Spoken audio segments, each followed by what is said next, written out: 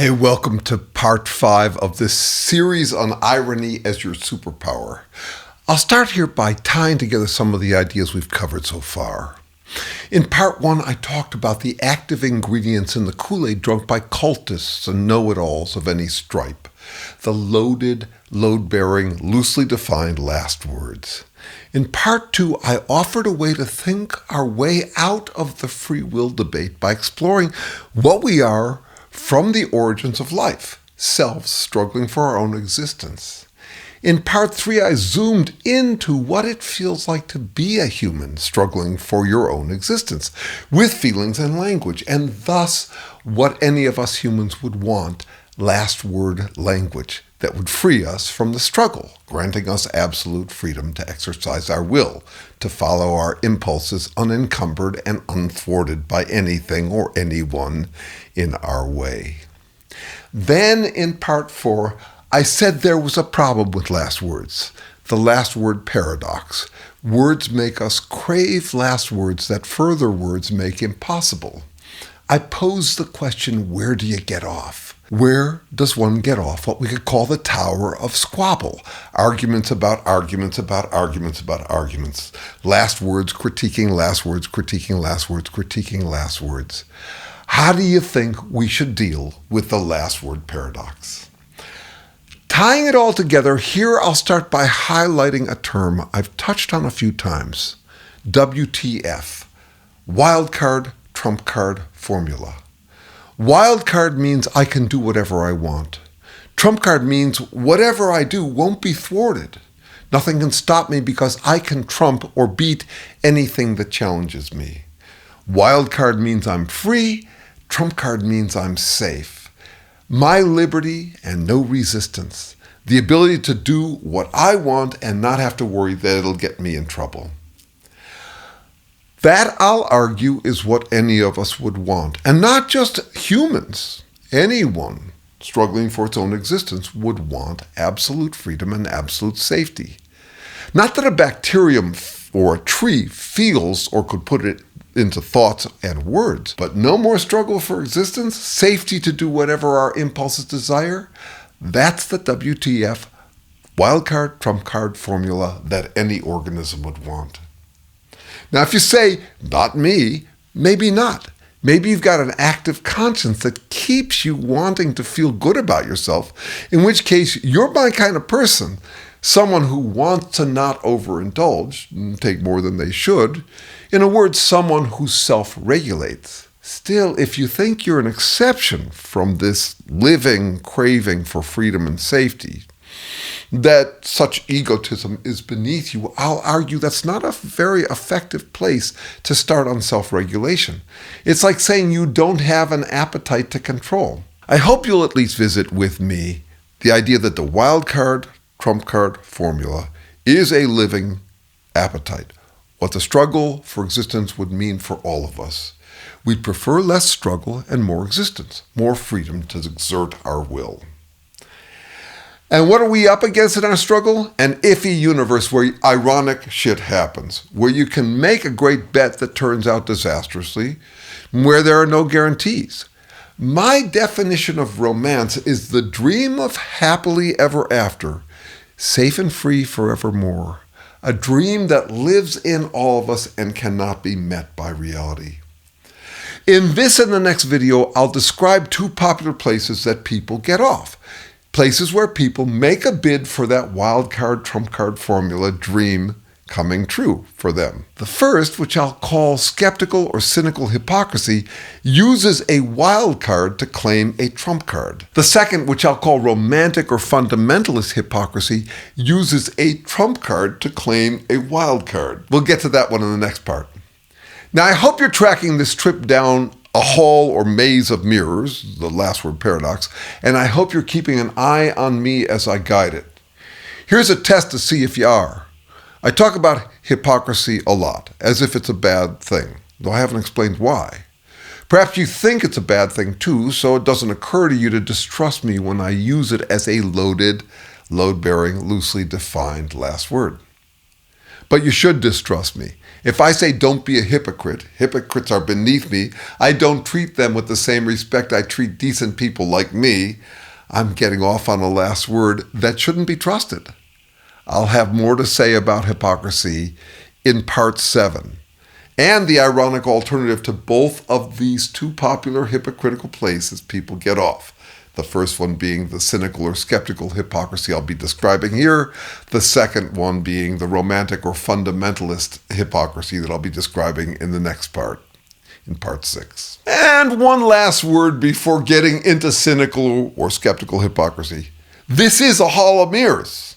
It's hard to feel grounded in it. It's easier to switch to some other channel that feels more grounding. For example, someone who affirms your intuitions. I hope you'll stick with this. It's a strange combination of familiar and unfamiliar, abstract and practical. It gets easier with familiarity. Okay, the last word paradox. Words make us want last words that further words prove impossible. I made up a name for it, but it's actually a huge deal in logic and math. There it goes by Gödel's incompleteness theorem.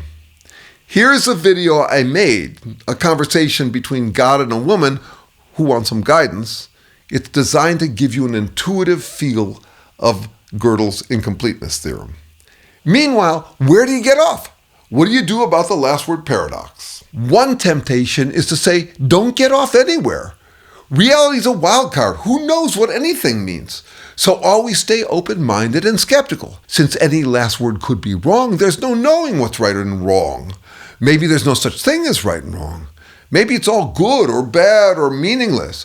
Maybe in reality, there is no reality. In truth, there's no truth. There's just your truth, my truth, and everyone's individual truth. So it's wrong to assume that there's a right and wrong. Best to assume that assumptions make an ass of you and me, because the last word is that there are no last words. I call this response the doctrine of foregone inconclusion. We can't know anything conclusively, so we can't really know anything. Stay agnostic, open to anything and everything. Don't judge, eliminate all biases, no last words, period. It's a relief to lighten up like this, relax into the mystery, dig the wonder of it all, but don't wonder where to get off. Trouble is, we want and need last words. Last words are not just for know-it-all egomaniacs.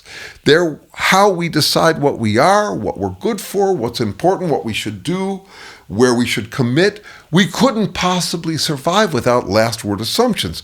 We need ways to resolve debates, doubts, and ambivalences. Sure, there are people who are totally uncommitted about everything. For example, low-functioning schizophrenics or people with severe brain damage. They wake up each day with Zen beginner's mind, seeing everything afresh, unclear on where they are. The rest of us have habits of thought and behavior that are so resistant to change that they're like last words. We need to make commitments. We need assumptions. We need our reliable habits. While people may pride themselves on being absolutely open-minded, no one who's practical really is.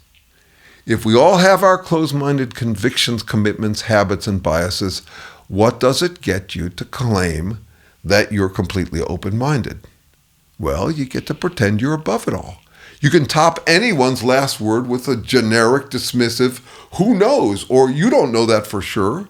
You get to tap out of any threat to your high-minded authority. Just call your critics judgmental, opinionated, prejudiced, and closed-minded, as if it proves you're not. You get to feel both superior and free. Free because anyone who challenges your opinion can be dismissed as too opinionated.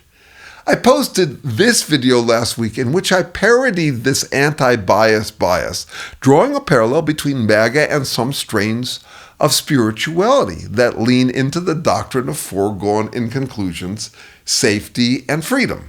So you use this who knows anything goes wildcard to buy yourself a Trump card. At the extreme, you get the safety and freedom that has wooed so many Trump supporters who do their own research and declare themselves independent-minded critical thinkers for doubting every opinion but their own. It's a very convenient dodge, not just for MAGA, but for any of us. Plenty popular in some spiritual and religious circles. It's like proud, blind faith, anti-intellectualism, anarchy, postmodernism. It's a popular response to the Tower of Squabble. You can tell I'm not a fan, but I do appreciate why this approach is so popular. No man's land is an easy place to pretend we land, a convenient way to top anyone who disagrees with you. Just tap out of the hassles. Skeptical or cynical hypocrisy is one way to get the wildcard trump card. That would be what any of us would want. Your skeptical, cynical approach is an anything goes wildcard you can use to trump anyone with any last word you want. Just say, you don't know that for sure. Anything's possible.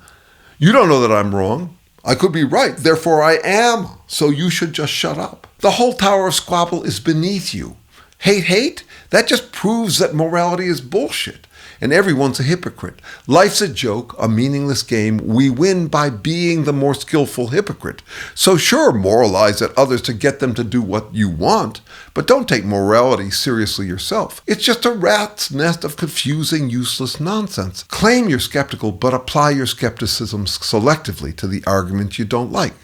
Since it's all BS, believe whatever serves you in the moment and laugh at everyone else's opinions as self-serving. But wait, when people say hate, maybe they really do mean it. Maybe they hate haters because they love love. Love conquers all. Love is the answer. That's a preview of the other popular strategy. Love is your trump card. You're loving. You live by some pat principle that always guides you to the right place to get off the tower of squabble. That romantic or fundamentalist approach is what I'll describe in the next video. And then irony as the alternative to hypocrisy and why I think irony is wiser. Meanwhile, does someone know where the exit is from this hall or maze of mirrors? I've got practical stuff to do. And besides, I need to find a bathroom quick. See you very soon with part 6. Well, it turns out few people in the world are into as much raw introspection about the human condition as I am. And if you're one of them, please like, comment, subscribe, and share. And that's another thing. I'm for hire. I do strategic consulting on dealing with life's tough judgment calls and dealing with total jerks. My email's down below. Get in touch for a free sample session. Thanks.